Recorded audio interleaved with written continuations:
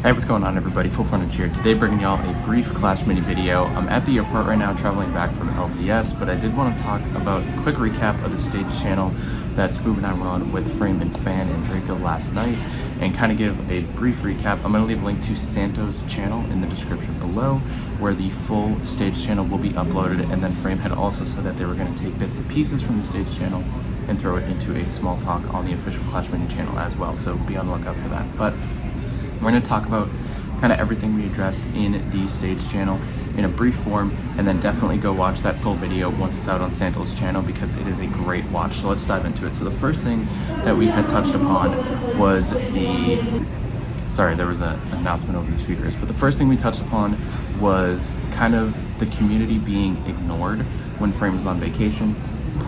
And basically the kind of way that we phrase the question is like, Frame is a community manager. He has a job. He also has a real life. It's okay that he takes time off from work, and when you take time off from work, you should be off work. The biggest problem that I personally had was that there was nobody else on the team stepping up to do that. And then Fan kind of gave us some insight onto how the team handles things. So like Supercell was reading our Discord comments, but then they were like, oh, Frame's gonna take care of it. Sorry, another announcement. I don't really blame Frame for not answering because he's supposed to be on vacation. But Fan addressed it and said that they would just try to be better about communicating with the community if Frame was ever off work. So that was the first thing. Then we talked about the economy and progression, specifically with the progression. And again, I think Enchantin did a great video kind of like outlining what the current progression system is like, but the problem is it's too complicated. Like, players shouldn't have to do 8 hours of math to figure out how many epic shards they need to max out a hero. They should just be able to look at it and be like, okay, this is what I need, great.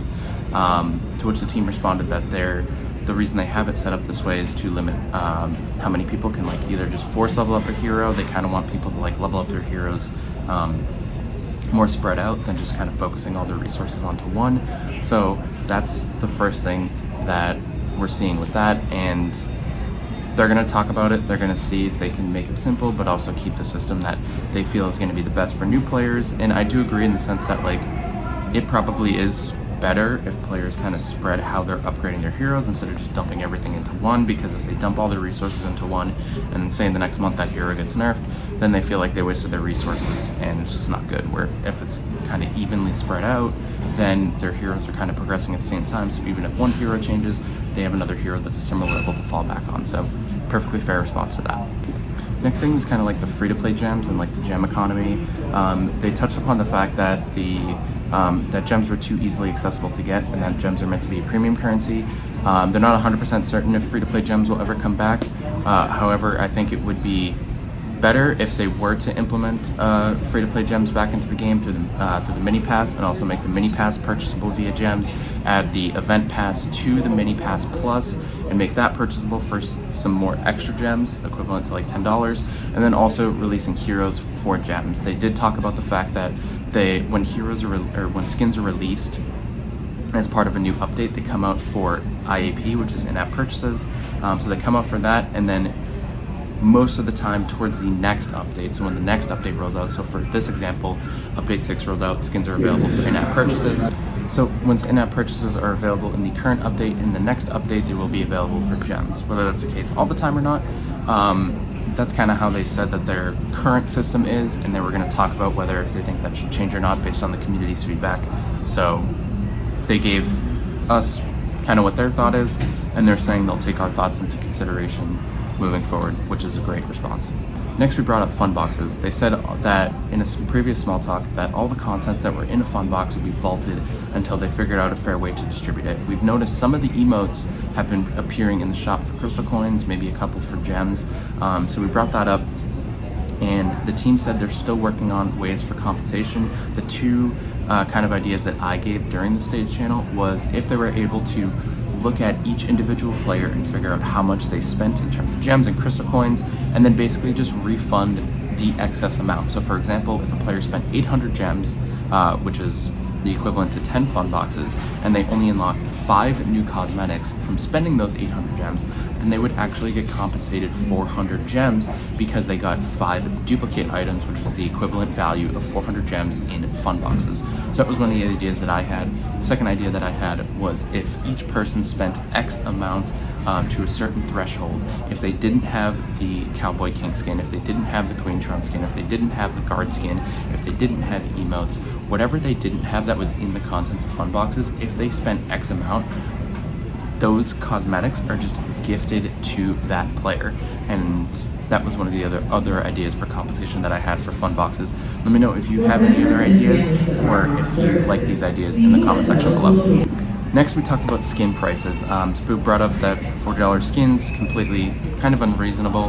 And we talked about the other value that we got from other packs in the past. The Clashma skin, for example, back in 2021, it was 3 skins for $9, and then the 1-year beta skin with the PC mini Pekka, value pack was $15, and it gave a mini Pekka skin, an emote, 1,000 gold, and 200 gems. That's really good value for cosmetics.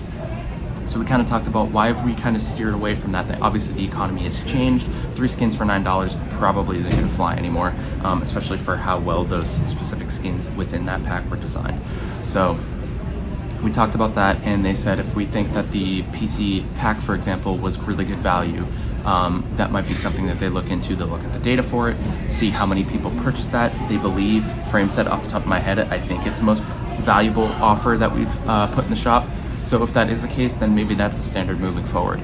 And then the other thing that Fan had touched upon was like the art team that the Clash Mini, that's at Clash Mini, doesn't want to limit themselves in terms of skins. They want to just go fully all out and make like the best quality skins, make the most expensive skins, because they're such high quality. They put so much effort into it. But I think the biggest issue is not everybody needs a super high quality skin. And we kind of talked about, I used Gravedigger Miner as an example. It's a very simple skin, nothing too crazy, and it can be implemented for $3. That might be someone's favorite skin in the game, and it's a cheap skin. It's not an actual Natureborn type skin. It's just a simple reskin of a current mini that's in the game, and it looks great. That could be someone's favorite skin. So it's like the art team doesn't want to be limited, but at the same time, it's not really about kind of what the art team wants, essentially. It's more so what the game needs to be successful, and right now the game doesn't need a bunch of high quality premium skins. Like if you see a skin is available for $20, you know it's the highest quality skin that you can buy in the game.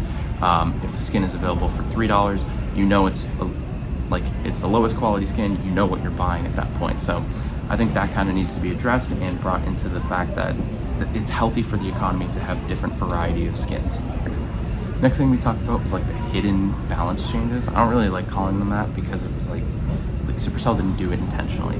So basically what had happened and why there's so many bugs currently in the game was the visual, the remodels of like all the minis in the game that were implemented in this update actually caused some balance bugs. So for example, like the Fisherman can't stop clash abilities anymore because of the visual change. So it's things like that that kind of just tweak, and it wasn't really Supercell's intention to implement that into the game. That's just kind of what happened because they always do visual last, as Frame said in the stage channel, or most of the time do visual last.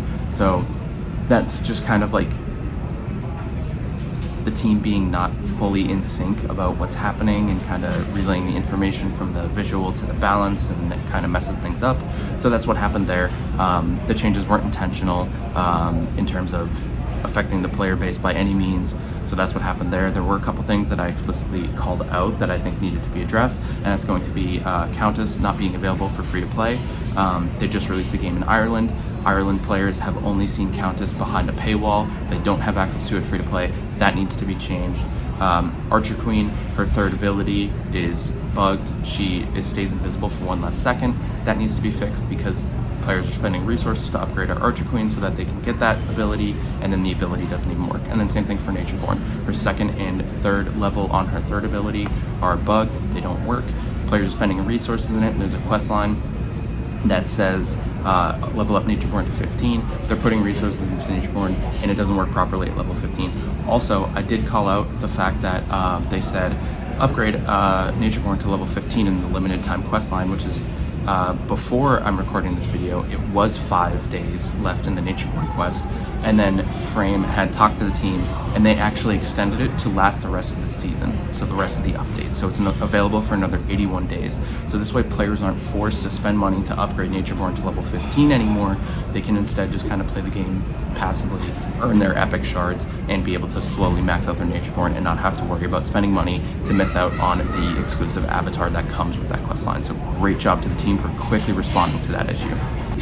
And the last thing that we talked about was the elo change. We briefly touched upon this kind of at the end of the stage channel because Frame had kind of already addressed it on Twitter, and he also included more information on Twitter about it as well. But basically the elo change was one of the designers felt that it was better for casual players, which I do agree with. The current system that's in the game, the +5, -5 example, that is really good for casual players, and I think that should be implemented for casual players. But once you hit a certain trophy threshold, then it needs to go back to the old system where it's more consistency skill based than just who has more time to play the game. The fact that somebody can push to 20,000 trophies in a week is kind of crazy. Well, they have the ability to push to 20,000. I don't think anybody in the game is 20,000 yet. But so that system, like the current system that's in the game, can be implemented for the lower side of the leaderboard. I think that's perfectly fair and valid to have a much simpler kind of understanding. And then once you hit that certain trophy threshold, then it becomes who is the most consistent player, who can win the most out of the games that they play, not just who can play the most. And Frame and Fan said that they're going to take update 6 to kind of evaluate that, try to figure out the best solution for both sides, and I completely agree with that, and that's perfectly fine. So thank you for the team to being transparent about that and giving us updates kind of along the way about where their thoughts are at and how they're implementing these changes into the game to make it both fair for the casual and the hardcore leaderboard grinders. So that's going to do it for this video. Again, this is just kind of a brief, short recap. I highly recommend you go watch the actual stage channel because there's probably some little tidbits of information that I left out because I'm just trying to make this quick and concise and let everybody know what's going on. But definitely go check out the full video. It will be on Santo's channel in the description below, and then there will also be an official Clash Mini video, or an official video coming out on the Clash Mini channel that will kind of be like a small talk type situation where it kind of addresses everything that we talked about in the stage channel. But that's going to do it for this video. Hope you all enjoyed. If you did, make sure you leave a like, subscribe for more content, and don't forget to turn that notification bell so you don't miss any more videos. And I'll talk to you all in the next one. Have a great night, everybody. We'll see you later. Peace out.